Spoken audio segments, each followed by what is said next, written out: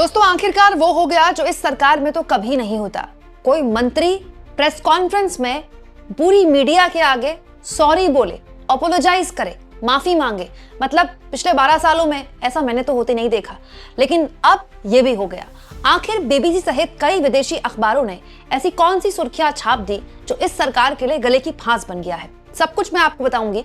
और साथ में जल्दी जल्दी इस छोटे से वीडियो में आपको ये भी बताऊंगी कि वो इवेंट जो ऑर्गेनाइज किया गया था भारत की क्षमताएं दिखाने के लिए, उस इवेंट की वजह से, भारत सरकार की लापरवाही की वजह से, एक पूरे के पूरे प्रशासनिक तंत्र के फेल होने की वजह से एक पूरा दिन कई लोगों को कैसे अव्यवस्था झेलनी पड़ी, और कई लोग तो अब भी झेल रहे हैं।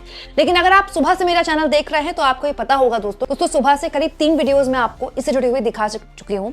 भारत में, दिल्ली में, भारत मंडपम में जो AI समिट आयोजित किया जा रहा है, जिसके पहले दिन स्वयं मोदी जी वहां पर चीजों को देखने समझने के लिए आए, उसमें भारी अव्यवस्था देखने को मिली। पहले दिन लोगों की लंबी लंबी कतारों की शिकायत देखने को मिली।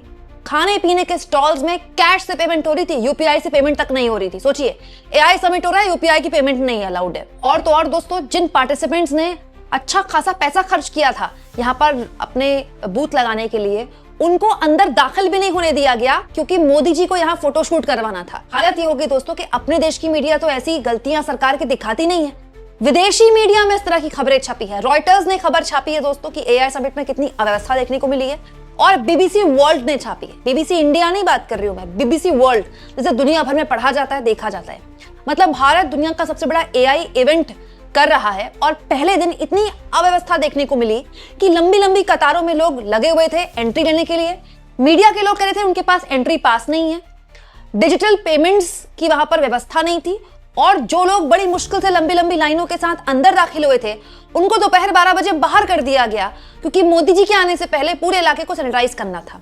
हालत ये हो गई दोस्तों कि भले ही अपनी मीडिया ने छुपा लिया, लेकिन विदेशी मीडिया ने दिखा दिया, और पूरे विदेशी जो इन्वेस्टर्स हैं, बड़े बड़े जो दुनिया भर के CEOs हैं बड़ी बड़ी कंपनियों के, वो आए हुए थे।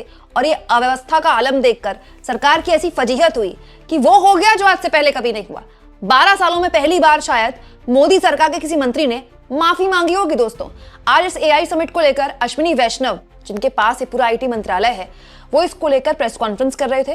प्रेस कॉन्फ्रेंस में अश्विनी वैष्णव से इससे जुड़ा हुआ सवाल पूछा गया कि भाई अव्यवस्था देखने को मिल रही है, तो पहली बार इस सरकार ने इसको लेकर माफी मांगी है, और एक कहा है कि आप हमको बताइए, मतलब हमको बताइए कहाँ कमी रह गई है। हम बहुत ओपन सरकार है, हम सारी कमियों को ठीक करेंगे, हमने बहुत मेहनत की है, दिन रात हम मेहनत कर रहे हैं, एक दिन की गलती हो गई, लेकिन हम आगे इस तरह की किसी भी इनकन्वीनियंस आपकी हो तो इसमें हम ध्यान रखेंगे। And we can see the organization is very smooth. Absolutely, whatever feedback you have, please share with us. We are open-minded. We have a war room operating right now, where since yesterday, and any issue which is there, please report to us. We definitely will make efforts to make it more smooth and make it more enjoyable for all of you. If anybody has faced any problems yesterday, my apologies for that.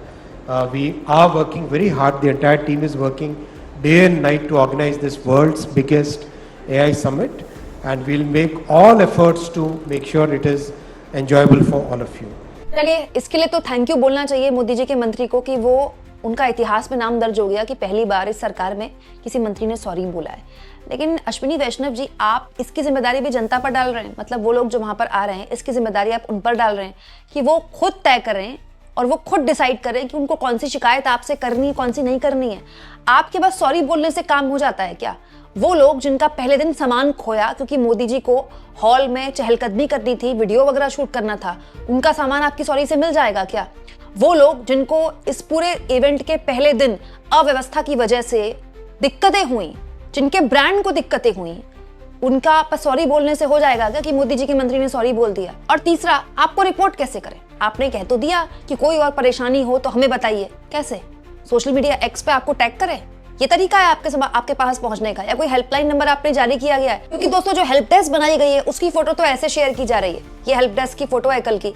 जो लोग मदद के लिए जाएं, जिस desk में, वो desk ही खाली हो गई थी। दोस्तों इस पूरे मामले में इंटरनेशनल मीडिया ने खबर उठाई और सोशल मीडिया में दोस्तों जिन लोगों को दिक्कतें हुई, जिन लोगों को बहुत परेशानी हुई, यंग एंटरप्रेन्योर्स देश के अलग अलग कोने से जो आए थे, जिन्होंने बताया कि दुनिया भर के एआई समिट में वो गए थे लेकिन इस तरह की अव्यवस्था उनको कभी देखने को नहीं मिली कहीं, जो कि भारत के एआई समिट में देखने को मिली।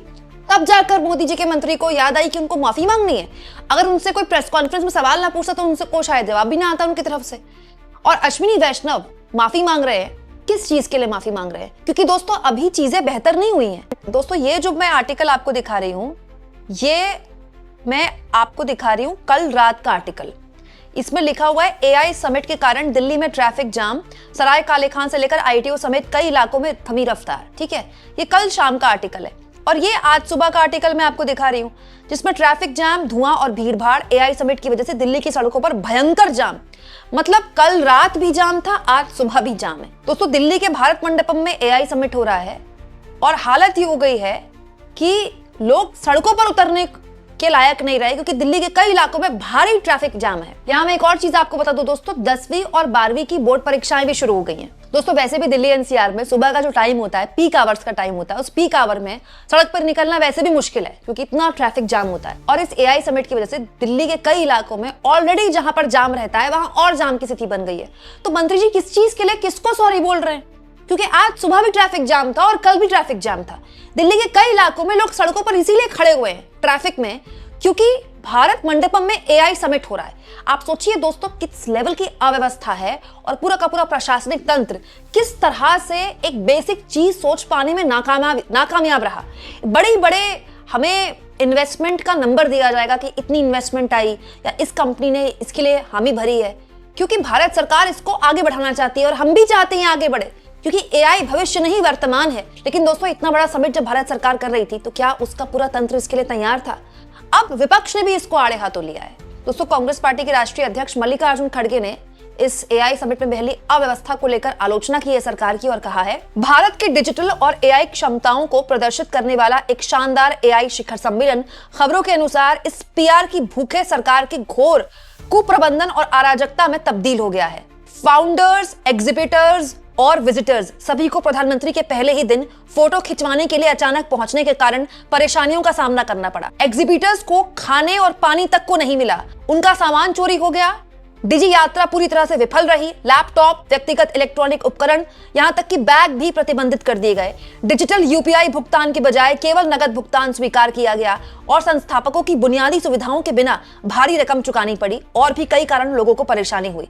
ये बहुत ही दुर्भाग्यपूर्ण है कि हमारे देश को अपनी ही सरकार की अक्षमता के कारण इस वैश्विक शर्मिंदगी का सामना करना पड़ा है।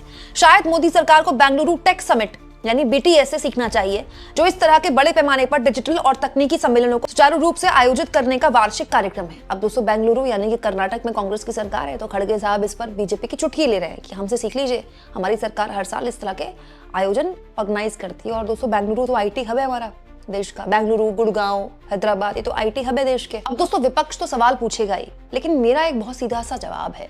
मोदी सरकार के मंत्री अब सॉरी बोल रहे हैं। जब इंटरनेशनल मीडिया में खबरें छप गई, जब बीबीसी, रॉयटर्स ने खबर छाप दी, जब सोशल मीडिया के जरिए देश के एग्जिबिटर्स, देश के एंटरप्रेन्योर्स जो वहां पर पैसे देकर बाकायदा पार्टिसिपेंट्स बने, उन्होंने सोशल मीडिया में लिख दिया कि भाई ये क्या अव्यवस्था देखने को मिली है।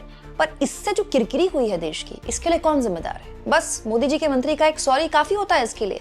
जवाबदेही नाम की कोई तो चीज होती होगी ना। मैं सच बताती हूँ दोस्तों, मैंने पिछली वीडियो में भी आपको बताया, पूर्व की मनमोहन सरकार के दौरान कॉमनवेल्थ गेम में अव्यवस्था पर मीडिया ने जो तांडव किया था ना, उसका 5% भी नहीं हुआ है अभी। 5%। ये तो पूरी की पूरी so called main stream media सरकार के तलवे चाटती है ना। अगर वैसा कुछ हो जाता ना तो इस्तीफे हो जाते, लेकिन वही बात है, इस सरकार में ना इस्तीफे होते हैं, माफी मांग लिया, ये बहुत बड़ी बात है। तो आपको क्या लगता है, जवाबदेही की कमी की वजह से ही सरकार की ओर से इस तरह की अक्षमता देखने को मिलती है एक बेहद ही सक्षम देश को? कमेंट बॉक्स में जरूर लिखें और जितना हो सके दोस्तों चैनल को शेयर भी करें और सब्सक्राइब भी।